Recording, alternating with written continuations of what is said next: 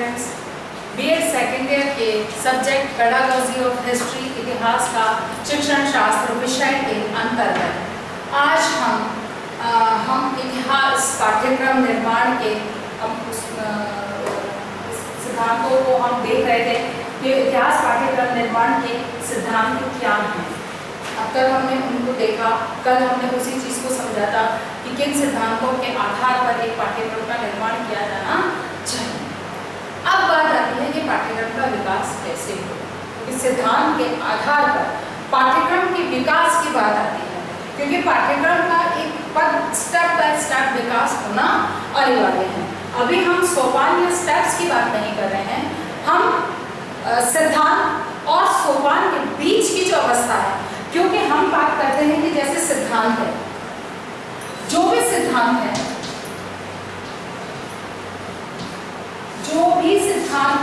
उन सिद्धांतों के आधार पर हम ये तय करते हैं कि हमको पाठ्यक्रम का निर्माण कैसे करना है या किस किस चीज को हमको पाठ्यक्रम के अंतर्गत सम्मिलित करना है।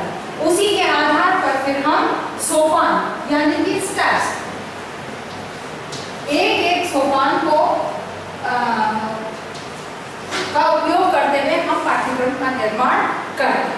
लेकिन इसके बीच की जो ये अवस्था है, सिद्धांत और सोपान के बीच में, क्योंकि सिद्धांतों के आधार पर ही हम एक एक स्टेप का उपयोग करते हुए पाठ्यक्रम का निर्माण करते हैं। तो यहाँ पर बात आती है विकास, कि इसका विकास के लिए हम किस प्रकार की कौन सी प्रक्रिया को अपनाएंगे या किन किन बातों को ध्यान में रखेंगे। क्योंकि सिद्धांत की बात हो गई कि किन किन सिद्धांतों का इसमें ध्यान रखा जाता है, किन सिद्धांतों का पालन किया जाना अनिवार्य है। तो इन्हीं सिद्धांतों के आधार पर विकास के क्रम को समझना अनिवार्य है। तो आज हम इसी का अध्ययन करेंगे।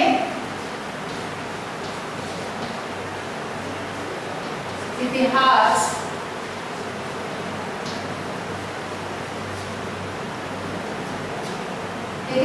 पाठ्यक्रम का विकास।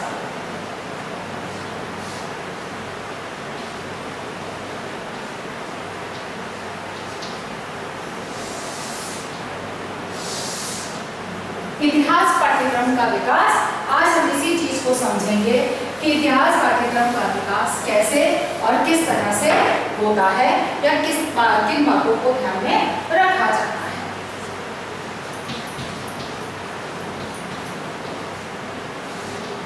विकास की जहां तक बात आती है कि हम इतिहास पाठ्यक्रम में, तो सबसे पहली चीज जो हमको ध्यान में रखनी होती है वह यह है कि पाठ्यक्रम का जब हम विकास करते हैं या उसका निर्माण करते हैं, तो सबसे पहली बात आती है किस कक्षा के लिए, यानी कि इतिहास का पाठ्यक्रम के लिए हम सबसे पहली बात जो ध्यान में रखते हैं या इसका विकास करते हैं, तो ये तय किया जाता है चाहे कोई भी सिद्धांत हो, क्योंकि सिद्धांत के आधार पर हम पाठ्यक्रम का निर्माण करते हैं। तो हमें यहाँ पर इस बात को ध्यान रखना है कि कौन सी कक्षा के छात्रों के लिए हम उस पाठ्यक्रम का निर्माण कर रहे हैं।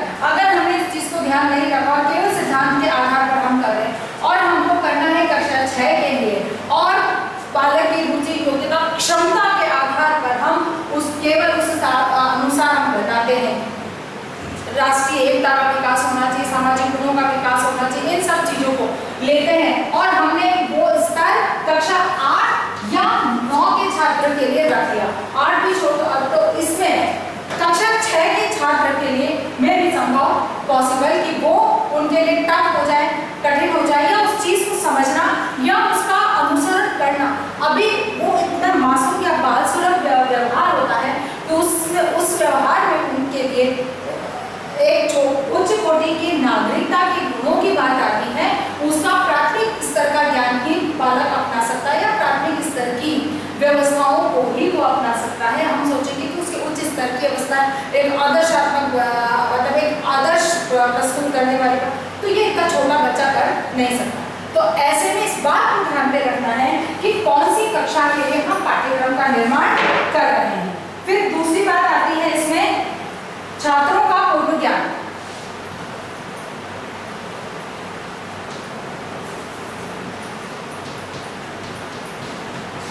छात्रों का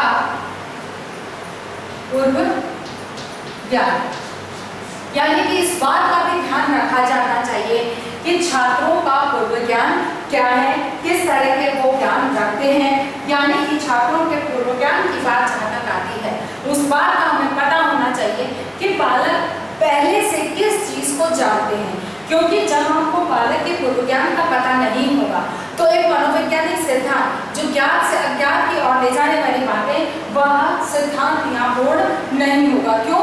कि जब तक कोई किसी चीज का ज्ञान उसे नहीं है, ज्ञात नहीं है, जब ज्ञात नहीं है तो वो अज्ञात को कैसे समझ पाएगा। इसीलिए अनिवार्य है कि किसी भी विषय वस्तु को सरल बनाने के लिए, सुगम बनाने के लिए, रोचक बनाने के लिए अनिवार्य है कि छात्रों के पूर्व ज्ञान को ध्यान में रखते हुए पाठ्यक्रम का निर्माण किया जाए। यानी कि पाठ्यक्रम के विकास की जहाँ बात आती है तो उसको विकास का जो अगला पद है या अगली विचार स्टेप चला जाता है वो छात्रों के पूर्व ज्ञान को ध्यान में रखकर, मतलब कि एक सूची निर्धारित की जाती है किसके हमको इस एक पाठ्यक्रम के अंतर्गत किस तरह की गतिविधि, किस तरह की विषय वस्तु, किस प्रकार की क्रियाओं को उसके अंतर्गत सम्मिलित करना है। तो ये जो एक सूची जो निर्माण की जाती है वही पाठ्यक्रम के विकास का कार्य करती है, तो उसमें इन चीजों को ध्यान में रखा जाता है। अगली बात आती है व्यक्तिगत भिन्नता,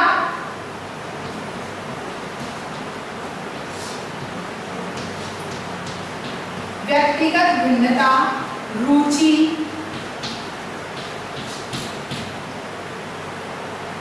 योग्यता, क्षमता।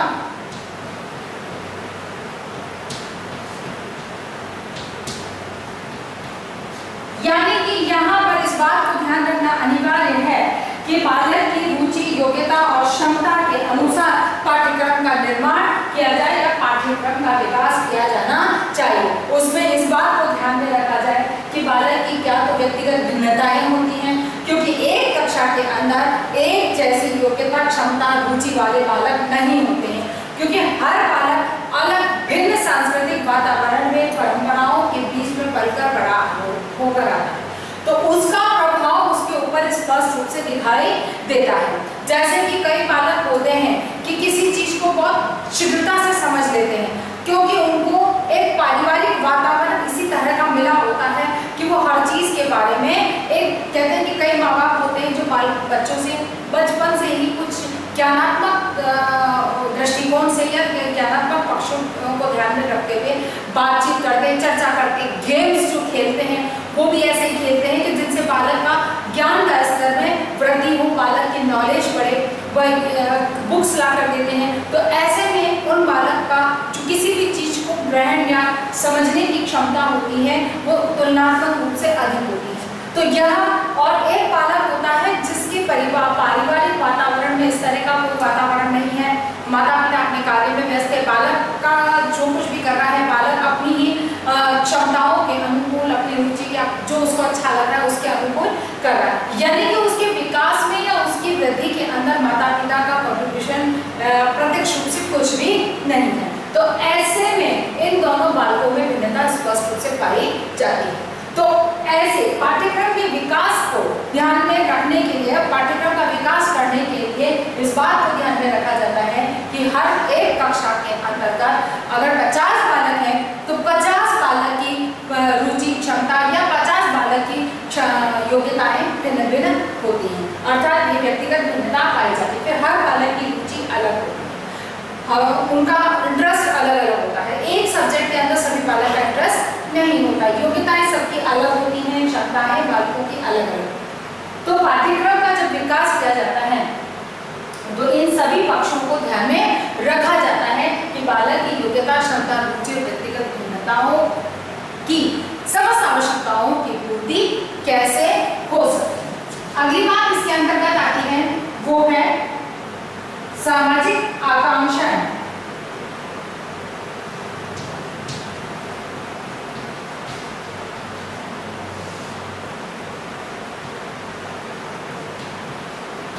सामाजिक आकांक्षा, फिर इसी के साथ में आता है वैश्विक परिप्रेक्ष्य,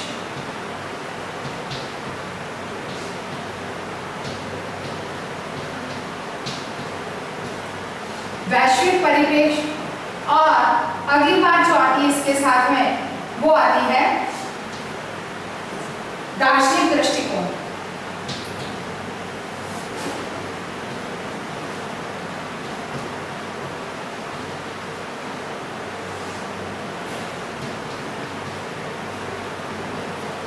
ठीक है, यहां पर ये तीन चीजें एक साथ, सामाजिक आकांक्षाएं, पाठ्यक्रम का विकास जो किया जाता है वो सामाजिक आकांक्षाओं के अनुकूल किया जाता है। समाज क्या चाहता है, क्योंकि समाज निरंतर रूप से, क्योंकि प्रकृति का नियम है, परिवर्तन प्रकृति का नियम है, तो निश्चित है कि समाज उससे अछूता नहीं है, क्योंकि समाज भी इसी प्रकृति में पल बढ़कर विकसित हो रहा है। तो समाज की इस परिवर्तन के साथ में निरंतर रूप से आकांक्षाओं में परिवर्तन आता रहता है।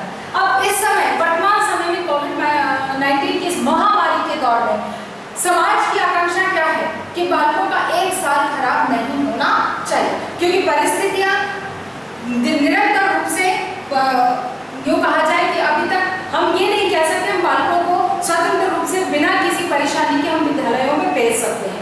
अर्थात कि बालक जब तक इस महामारी का प्रकोप या इस महामारी का प्रभाव कम नहीं हो जाता है, असर कम नहीं हो जाता है, तब तक हम बच्चों को बाहर नहीं भेज सकते। तो ऐसे में क्या होता है, बच्चों का एक साल खराब होने की संभावनाएं बढ़ जाती है। अर्थात इस एक साल को बचाने के लिए क्या आवश्यक है, समाज की क्या आकांक्षा है, बच्चों को ऑनलाइन शिक्षा दी जाए, ऑनलाइन पढ़ाया जाए। तो ये जो कुछ प्रक्रिया चल रही है वो इसलिए, यानी कि समाज की आकांक्षाओं के अनुकूल निश्चित है कि पाठ्यक्रम के स्वरूप में सीबीएसई ने भी परिवर्तन किया है कि ऑनलाइन के हिसाब से जिस तरह से पाठ्यक्रम का स्वरूप होना चाहिए उसके अकॉर्डिंग उन्होंने एक संक्षिप्त रूपरेखा या एक नई गाइडलाइन विद्यालयों के पास भेजी।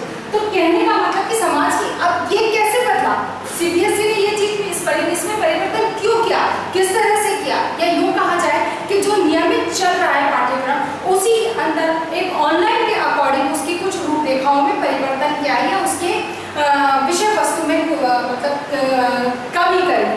तो ये क्या है, समाज की आकांक्षा के अनुसार, ये बात समाज की आकांक्षाओं का पता उन्हें था उसके अकॉर्डिंग यही चीज। फिर वैश्विक परिप्रेक्ष्य में, क्योंकि वैश्विक दृष्टि से अब हम कहते हैं बार बार हम कोविड-19 की बात करते हैं, अब हम इस कोविड-19 की जो बात करते हैं तो ये बार बार किस हिसाब से, ये वैश्विक परिप्रेक्ष्य में, क्योंकि वैश्विक महामारी है।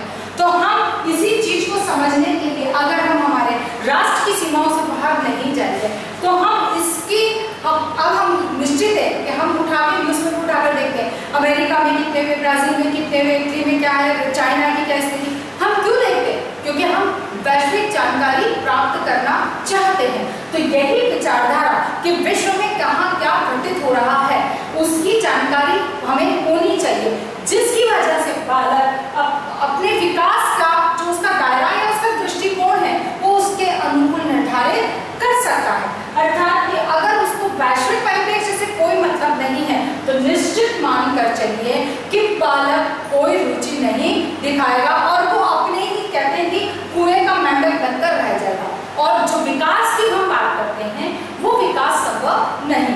इसीलिए पाठ्यक्रम का विकास जो किया जाता है उसमें इस बात को ध्यान में रखा जाता है कि समाज की अपनी आकांक्षाएं क्या है, वैश्विक परिप्रेक्ष्य का जो दृष्टिकोण है बालकों में उसका विकास होना चाहिए, और दार्शनिक दृष्टिकोण का होना तो बहुत अनिवार्य है, क्योंकि अगर दार्शनिक दृष्टिकोण बालक में नहीं होगा तो निश्चित है कि वो एक किसी भी चीज के प्रति कहना चाहिए कि कोई रुचि या उसमें कोई रुझान उसको दिखाई नहीं देगा, क्योंकि जब तक वो उसके बारे में चिंतन मनन नहीं करेगा तो वो उसके लिए संभव नहीं।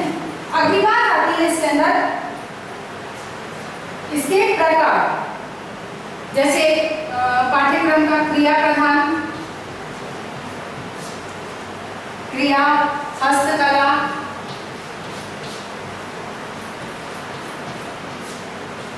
क्रिया, हस्तकला, विषय प्रधान, व्यवसाय प्रधान, विषय एवं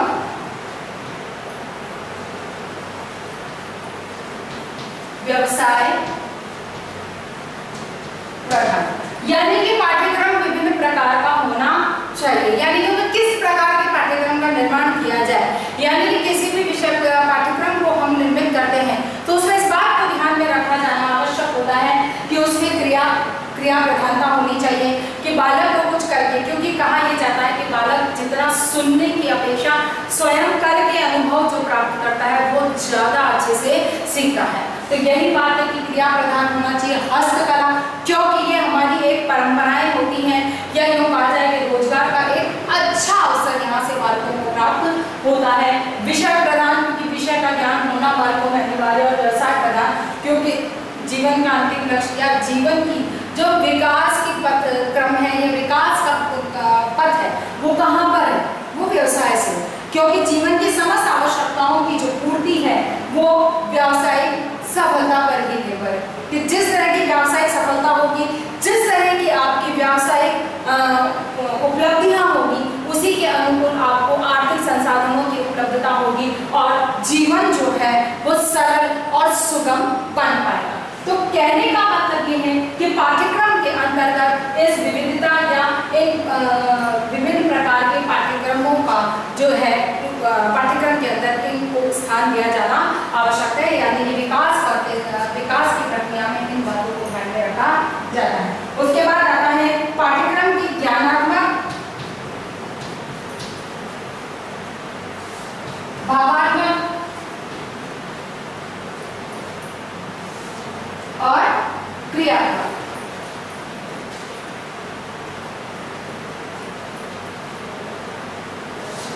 यानी कि जब पाठ्यक्रम का निर्माण किया जाता है तो उसमें विभिन्न प्रकार के जो विधियां कह लो, इनको हम विषय वस्तु कह लो, उनके साथ साथ में ज्ञान की जो अवस्थाएं हैं या शिक्षा के लिए जो उद्देश्यों के आधार पर जो भी हम चाहते हैं उन बात के ज्ञानात्मक पक्ष का उसमें उपयोग किया जाए, यानी कि ज्ञानात्मक पक्ष का समावेश हो, यानी कि विषय संबंधी समावेश होना चाहिए। भावात्मक पक्ष, यानी कि बालक को उसमें एक भावात्मक रूप से उसमें जुड़ने का या भावात्मक कहना चाहिए इसकी रुचि योग्यताओं को विकसित करने का अवसर हो।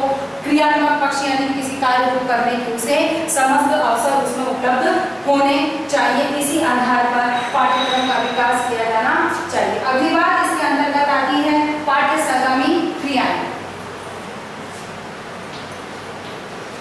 पाठ्य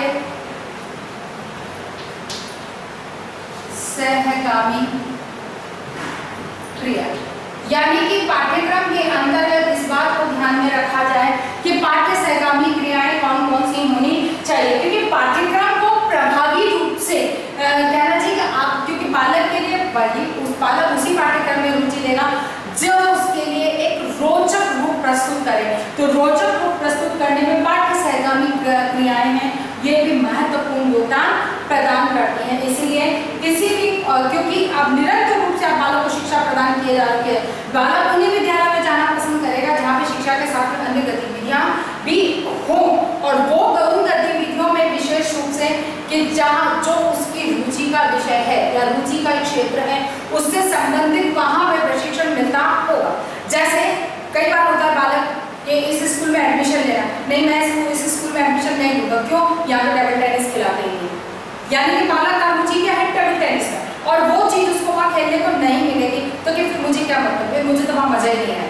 तो कहने का मतलब ये होता है कि पाठ्य सहगामी क्रियाएं भी कौन कौन सी किस तरह की हो और कैसे उपलब्ध कराई जाए, इसका भी निर्धारण पाठ्यक्रम के माध्यम से होता है। यानी कि पाठ्यक्रम का विकास करते समय इनको भी ध्यान में रखा जाता है या सूची में इनको सूचीबद्ध किया जाना चाहिए। फिर तथ्यों, सिद्धांतों, विचारकों के मतों का चयन।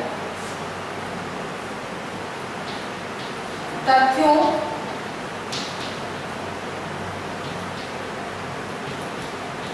सिद्धांतों व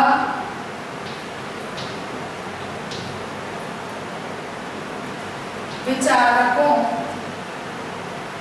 के मतों का चयन। मतों का चयन, यानी कि यहाँ पर इस बात को ध्यान में रखा जाना अनिवार्य है कि कौन विभिन्न प्रकार के, क्योंकि हर विचारक, हर शिक्षा शास्त्री, हर दार्शनिक की विचारधारा अलग अलग होती है, सबके कहने का तरीका भिन्न भिन्न होता है।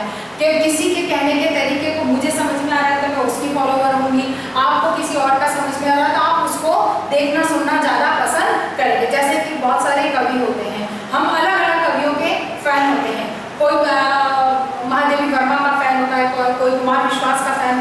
कोई हरिवंश राय बच्चन। तो कहने का मतलब क्यों? क्योंकि हर एक की अपनी, अब मुझे कुमार विश्वास की कविताएं बहुत अच्छी लगती हैं, उनकी भाषा, उनका कहने का तरीका मुझे बहुत अच्छा लगता है, तो मैं उसको फॉलो करती हूँ। तो बालक के लिए अनिवार्य होता है कि विभिन्न विचारक और वो विचारधाराएं जो कि बालक के विकास में, बालक की क्षमताओं के विकास में या उसके सर्वांगीण विकास में महत्वपूर्ण भूमिका निभा सकती हैं, ऐसे सिद्धांतों, तथ्यों, विचारकों के मतों का उसमें चयन किया जाना चाहिए। ऐसा नहीं है खाली बस इससे संबंधित विषय वस्तु चलो इसको इकट्ठा कर लो, ये पाठ्यक्रम में इसमें बालक को अमुक प्रकार की शारीरिक व्यायाम प्राप्त हुआ इसको इसमें सब, ऐसा नहीं है।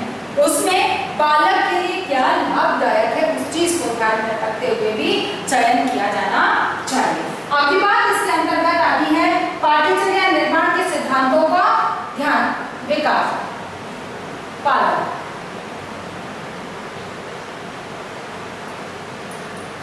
पाठ्यक्रम निर्माण के सिद्धांतों का पालन। निश्चित है इसमें कुछ कहने की या कुछ समझाने की विशेष बात नहीं है, क्योंकि सिद्धांतों का पालन होना बहुत अनिवार्य है, क्योंकि ये सिद्धांत जो होते हैं वो बालक की आवश्यकताएं, बालक के व्यवहार के अनुकूल, यानी कि बालक के सर्वांगीण विकास या मनोवैज्ञानिक कहना चाहिए कि विचारधारा या मनोवैज्ञानिक शोध के आधार पर ये स्पष्ट निकल कर आते हैं कि एक पाठ्यक्रम का निर्माण किस प्रकार से होना चाहिए या किन सिद्धांतों नियमों का पालन होना चाहिए। क्योंकि अगर कोई निश्चित नियम के सिद्धांत नहीं है तो निश्चित मान कर चलिए कि बालक में वो एक जो ठहराव या कहना चाहिए कि पाठ्यक्रम जो है वो एक स्वरूप या एक सीधी रेखा में नहीं जा सकता, सिद्धांतों का पालन नहीं किया जाता, तो ये मान कर चलिए कि कोई भी कहीं से भी रैंडमली कुछ भी चीज को उठाया जाएगा, क्योंकि नियम आपके पास नहीं है।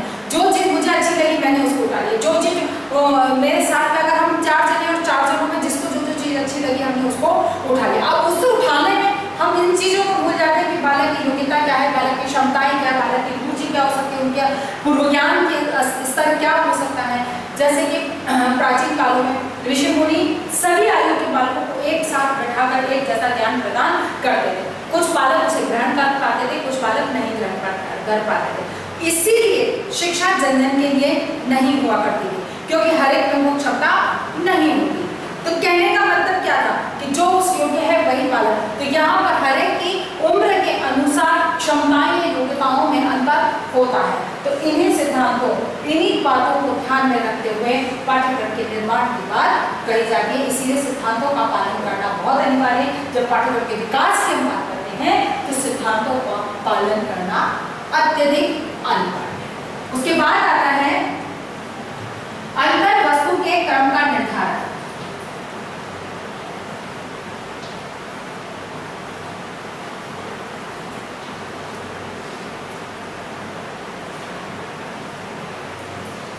के क्रम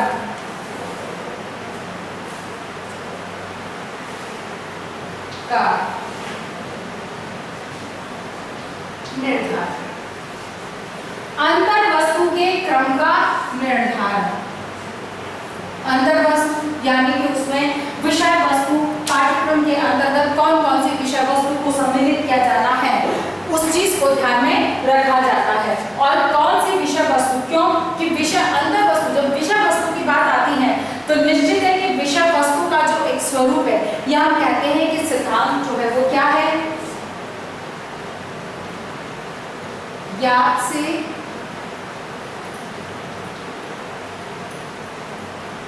से अज्ञात, सरल से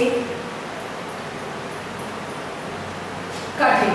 यानी कि हम जब अंतर वस्तु की बात करते हैं कि कौन सी विषय वस्तु, किस तरह की विषय वस्तु का संकलन किया जाना चाहिए, तो उनमें कुछ नियम है, उनका पालन होना अनिवार्य है। कि विषय वस्तु ऐसी हो जो ज्ञात से उसको अज्ञात की ओर लेकर जाए, यानी कि वो जो कुछ जानता है उसका पूर्व ज्ञान उसे होना चाहिए। जैसे कि आप लोग लेसन प्लान डिलीवर करते हैं, क्लासेस में जाकर लेसन प्लान देते हैं, पढ़ाते हैं, तो उसमें आपकी जो बीएड का जो क्रम है, फॉर्मेट है, उसमें क्या है, सबसे पहले प्रस्तावना की जाती है। ये प्रस्तावना क्या है,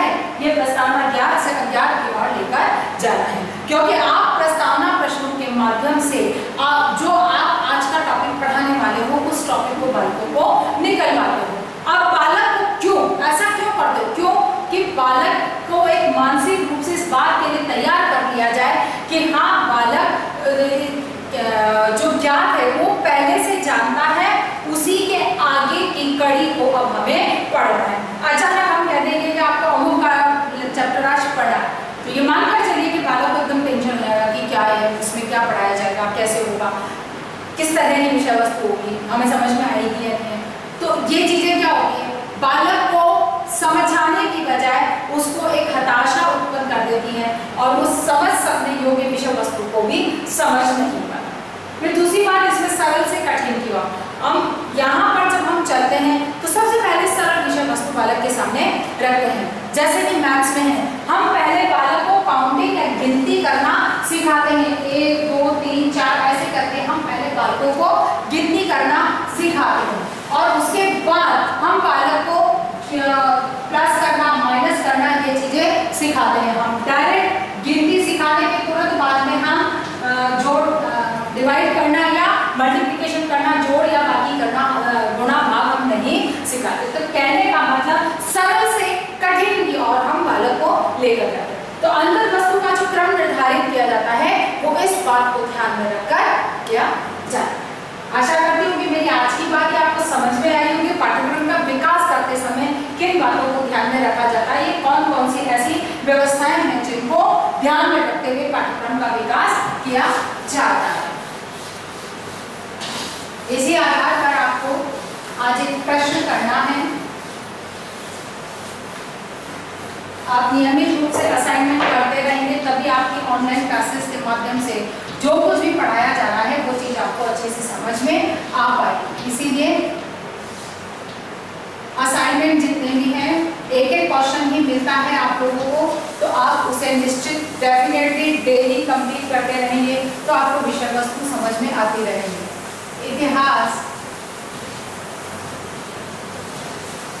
पाठ्यक्रम का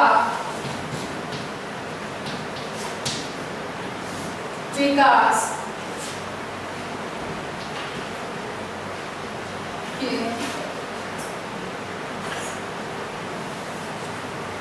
इतिहास पाठ्यक्रम के विकास की प्रक्रिया को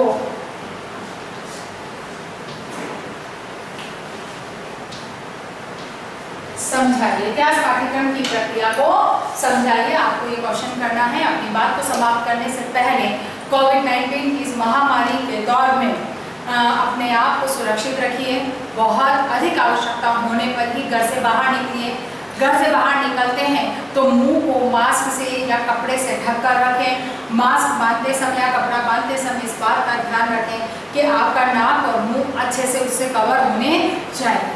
बाहर निकलते समय अगर आवश्यक है और निकल रहे हैं तो सोशल डिस्टेंसिंग का पालन कीजिए और अपने हाथों को समय समय पर सैनिटाइज करते रहिए या फिर साबुन से धोते रहिए। स्वस्थ रहिए, सुरक्षित रहिए। धन्यवाद।